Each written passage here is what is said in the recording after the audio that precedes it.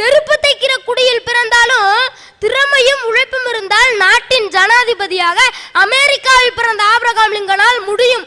இங்கே செருப்பு தைக்கிற குடியில் பிறந்த ஒரு குழந்தை காலில் செருப்பு கூட போட முடியாது என்றால் இது என்ன நியாயம்? அதனாலதான் சொல்றேன், வருங்கால இந்தியாவை வளமானதாக்க சமூகத்துக்கு தான் மாற்றம் தேவைன்னு. சாதி முதல்ல ஒழியணுங்க. சாதி நம்ம சமூகத்துல ஒழிஞ்சாதான் வருங்கால இந்தியா வளமானதாகும். நேர்மையாக வாழ விரும்புபவர்களை பிழைக்க தெரியாத மனிதர் என்று சொல்லவும், சக மனிதர்களை ஏமாற்றியும் சுரண்டியும் வசதியாக வாழ்றவங்களை வாழ கற்றுக்கொண்ட புத்திசாலியும் நம் சமூகம் போற்றுது. இந்த சமூகம் இப்படி இருந்தா நம்ம நாடு எப்படி சார் முன்னேறும்?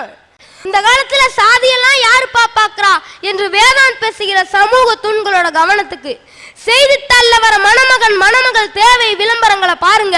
இன்ன சாதியில, இன்ன உட்பிரிவுல, இன்ன கிளை பிரிவுல பிறந்தவங்களதான் தன் இணையா தேர்வு செய்ய பகிரங்கமா விளம்பரம் செய்யற இருக்காங்க நம்ம மண்ணுல.